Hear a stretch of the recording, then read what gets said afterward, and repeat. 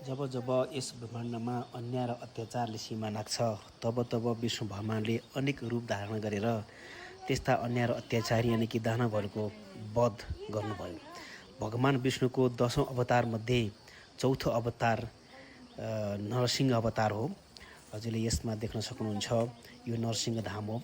हिरण्यकश्यपले कठोर तपस्या गरेर यस्तो वरदान पाएको थियो कि उसलाई न मानिसले मार्न सक्थ्यो, न जनावरले, न दिनमा न रातमा, न घरभित्र न घर बाहिर, न जमिनमा न त आकाशमा, न त कुनै पनि हतियारले मार्न सक्थ्यो।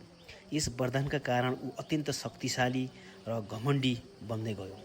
तर उसको छोरो प्रह्लाद भने विष्णुका परम भक्त थिए।